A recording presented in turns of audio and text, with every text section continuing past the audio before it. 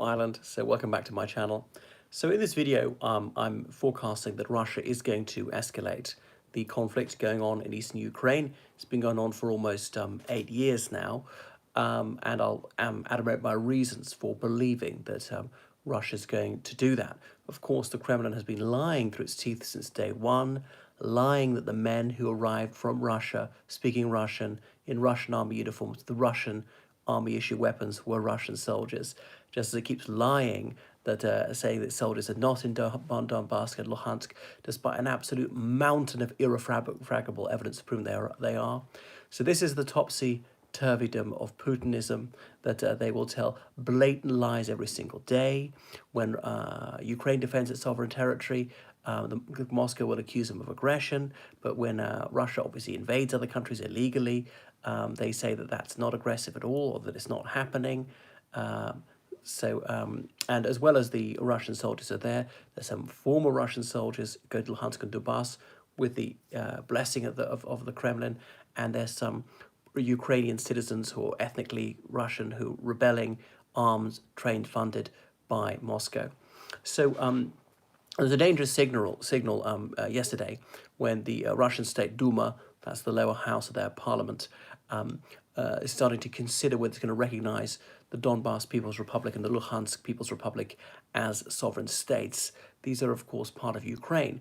Now, it's true that in these areas, it's a virtual certainty. Majority of them don't wish to be part of Ukraine, would rather go independent or even better, fuse with Russia. But that would be another hyper-aggressive act to recognize these breakaways. But it wouldn't be the first time. Obviously, Moscow recognized South Ossetia and Abkhazia. And I don't think it's always absolutely wrong to do so. In very limited circumstances, it might be the right thing to do so. And the international community might eventually choose to think that's the right thing to do, say, South Sudan. Okay, these wouldn't be the first breakaways in the world. But how grossly hypocritical it is, given the Russian constitution says that they can never give away a single millimeter of their sovereign soil, and yet they're demanding the cession of land from other people like Crimea. And I know there is an arguable case for Russia over Crimea. So Luhansk and Donbass are ethnically and linguistically Russian-speaking regions of Ukraine, which are adjacent to Russia. They fell out of the control of the Ukrainian government in 2014, and that was when Yanukovych, the pro-Moscow president, was overthrown and fled to Moscow. Hitler was right. The aggressive expansion of the old Iron Curtain by EU and NATO spooks the Russians is one of the reasons they've invaded. Well, that's true. They don't like it, but tough. NATO is allowed to expand wherever it wants, and so is the European Union. It's not always wise to do so. I do think that the European Union did overexpand. It was one of the reasons why the United Kingdom left. Possibly NATO did, because you are then making yourself a hostage to fortune, that they could invoke the NATO Charter, you have to go to war on their behalf. And Biden said yet again that that is a sacred bond. It's written in blood, the pact that the United States would fight for Latvia, Lithuania, Estonia, which are all former Soviet republics. But he's not extending that to Ukraine right now. And, Putin wants Ukraine never join NATO. Well, it looks like he's actually achieved his goal already. But because Russia occupies about 10% of Ukraine's territory, has about 20% of Ukraine's population, NATO's never going to let Ukraine join whilst that situation pertains. And I don't see Russia ever withdrawing from Crimea, because they've got a strong historical claim to it. Because if NATO let Ukraine join, and Ukraine would say, we've already been invaded, you have to go to war against the Russian Federation, which is a nuclear weapons state, we could have a third world war in our hands. A nuclear exchange, even a small one, would vaporize several million people in the matter of minutes. So let's not go there. And part of me says, well, why not be a caitiff and say Ukraine doesn't matter, it's quite far from Ireland, and the British Isles as a whole. I've only been to Ukraine once, I'm unlikely to ever go again. Why should I care? Be like the Swiss and just stay out of other people's fights. We can't fight other people's battles for them. We have enough problems of our own. Anyway, so the Communist Party in Russia says that the president ought to recognize these republics as independent. And there are obviously countries which hold, regions hold absolutely farcical elections and are trying to revive Stalinism. Indeed, they've executed people for crimes less than murder with kangaroo courts, and they've used Stalin-era legislation to do that. Tells you all you need to know. one of the most murderous tyrants of all time. I was reading about Stalin recently, and that Great Terror, as Russia often correctly called it, 1936 to 38, over about 18-month period, 700,000 people at least executed by the Soviet government, some of them with no trial whatsoever, some of them with a ludicrous trial of just about 15 minutes and no defense lawyer and no right of appeal. And you think that the Third Reich, horrific though it was, in that time, in that year and a half, would have killed a fraction of that. The Soviet Union would have killed about 10,000 times more people during that period, 36 to 38. Obviously got very different later. The Russians have been invaded many times before, most recently in the Second World War. Yeah, Russia has been invaded quite a few times. It's done the invading many times. Most countries have both been invaded and done the invading. So it is true that Russia does feel a bit menaced, a bit spooked like this. If you're American, put yourself in their position. Supposing Russia had a military alliance with Canada, Mexico, and the Bahamas, had stationed troops in all those countries, you'd feel encircled, you'd feel threatened. But the thing is, Latvia, Lithuania, Estonia, they were obviously conquered by Russia, conquered by other countries, and the only way they can guarantee their independence, all right, they're not really independent by the European Union, is by being part of NATO. And Lithuania's got a significant ethnically Russian minority who get Lithuanian citizenship. And Putin might use them as a pretext to invade. Oh, we have to come in as saviours of this much put upon and oppressed Russian ethnic minority. So no, that doesn't wash. That's like the Sudetenland argument. Anyway, so yeah, there's certainly growing support in Russia for recognition of these people's republics, but these are sort of Rust Belt regions that have to be heavily subsidized. They can't trade with the rest of Ukraine. They can only trade with Russia. They've been fast-tracked for Russian citizenship.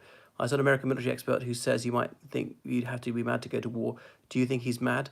What, Putin is mad, or the expert? Putin mad? Maybe not quite, no, clinically insane, perhaps subclinically. He's certainly megalomaniac. He's a militarist, he's a chauvinist, more power. I mean, there's a reason why he's a cellmate of Donald Trump, to have the biggest palace, the most money, the most land, the vastest country in the world isn't enough for him. His small man syndrome, and has to have everyone kowtowing to him. There is a personality disorder to want people see absolutely cower before you, to humiliate, to crush them, being a real sadist like that. Was the expert wrong in saying what? Sorry, I can't remember the particulars of the comment you flashed up, Jack, the film fanatic, a minute ago. Anyway, so today, Friday, 21st of January, the US Secretary of State, Antony Blinken, and his Russian analog, Sergei Lavrov, were in Geneva, Switzerland, for a last-ditch effort to de-escalate the situation. Going to war is mad. Well, I mean, I think it would be a very bad idea. Very high casualties. They are a nuclear weapon state. Nobody has suggested that Russia would use even tactical battlefield nuclear weapons against Ukraine, but we could yet be surprised. Remember, Ukraine was a nuclear weapons country in the early 90s. They voluntarily gave their nuclear weapons away, gratis to Russia, in return for, wait for it, security guarantees that Russia was going to respect their sovereignty, their independence, territorial integrity, and this has been broken. Could lead to World War III. Well, could. I mean, there is a possibility, a slender possibility. You know, bad and all as it is, I don't want to, if Ukraine was completely swallowed by Russia, that would be dreadful, but that would not be as bad as the Third World War. And that's partly what Putin is banking on, that people will back down. We really don't want a massive war in which a number of people are killed. I don't think Russia has enough guts to invade Ukraine. Well, I think Putin's maybe not quite that crazy, because they already have invaded Ukraine 8 years ago, which they keep deceiving the world about, fooling nobody. And there's been a lot of chatter on the Russian blogosphere, social media networks, about people being sent to the Ukraine, serving soldiers. China's a bigger enemy, indeed, but China's not actually invading another country and lying about it, even though the Chinese government is very, very oppressive, creating these fake man-made islands in the South Pacific, claiming the territorial waters, building an airbase. Now, that is threatening. So President Biden warned that if there's a full-scale war against Ukraine, it would be a disaster for Russia. Now, Russia outnumbers the Ukrainians about 4-1. But then again, Russia's got many other borders to guard. They can't throw everything they've got at the Ukrainians. And the Ukrainian army has been much better trained, far better equipped than it was 8 years ago. They've had so much more of this build-up. I don't know how they've been using it. Have they put this time to good use? They could be very sensible, dig anti-tank ditches, whatever they need to do. But the United States, the European Union and the United Kingdom have vowed severe sanctions against Russia. And actually, Western countries have been far too feeble about this. They could have said you can't use the US dollar, the euro at all, like 8 years ago for your foreign trade. And that would really have screwed the Russian economy. Something like 80% of their foreign trade was denominated in those currencies. And they're only talking about it now. And that really might have made them turn back. I mean, obviously it would have played havoc with oil and gas prices. That would have been difficult for energy in the Western world. And right now, Gazprom has given very, very little gas to the European Union in this winter, and it's driven prices sky high. But actually, you know what? The EU survived it. I think everybody has had heating. It's very difficult for countries like Moldova, not this in the EU. And, winter will be over in 6 weeks. So it might actually just push the EU to go even faster with green energy. If Biden lifts sanctions on Iran, and there's a sign that he might do so, and he could say, you've got to pump oil and gas like mad if I'm going to do that, that would bring down the world price, be a lot easier for the European Union. They've also been told, Russians have also been told, if you invade Ukraine properly, then you can forget about your Nord Stream 2 pipeline to Germany. That will never be allowed to operate. Turkey has a fairly cordial relationship with Russia, though it's vexatious in some ways. But Ankara has warned Moscow, do not be so foolish as to invade Ukraine. It would be an act of madcap folly, so don't rule it out. Anyway, so Antony Blinken, he's had talks in Berlin with the German, French, and British foreign ministers. So he underscored yet again America's commitment to NATO. So the United States has made one proposal to please the Russians, really saying, how about limitations on missiles in Europe? Do you really think Russia is the enemy, NATO, and that you're spooking Russia? Well, it has upset them a bit. The enemy of who? Well, as I say, Russia's the one illegally occupying the land of 3 countries, Moldova, Georgia, and Ukraine, and lying about it all the time, which nobody else does.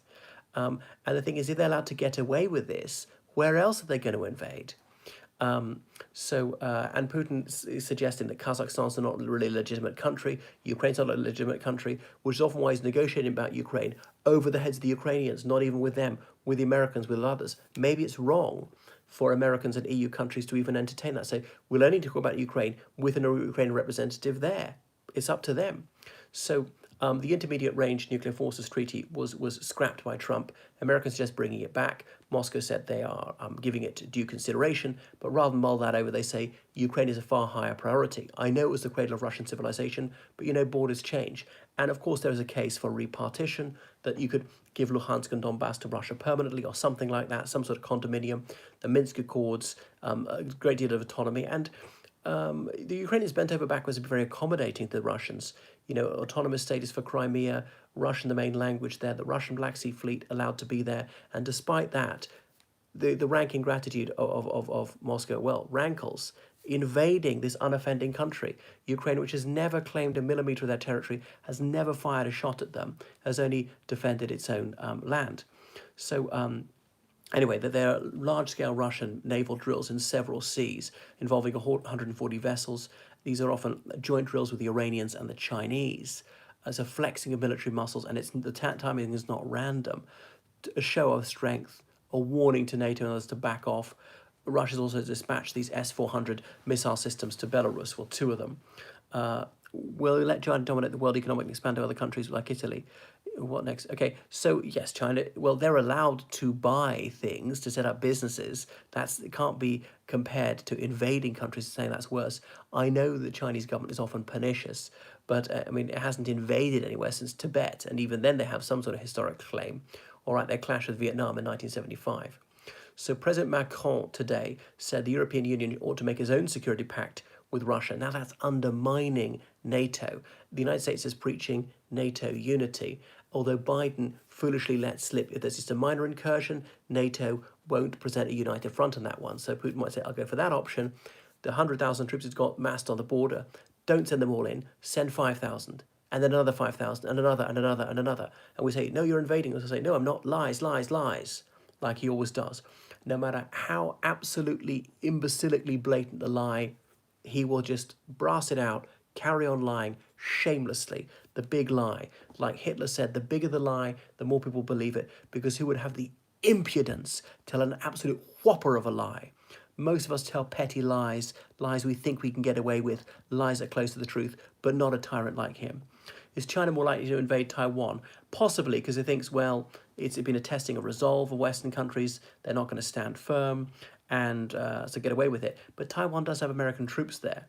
And although President Xi said the Taiwanese issue cannot be delayed indefinitely, it's a breakaway region of China. And actually, I don't know why the United States is defending Taiwan, because they recognized that in the early 70s when they re-established diplomatic relations with the People's Republic of China. That's half a century ago.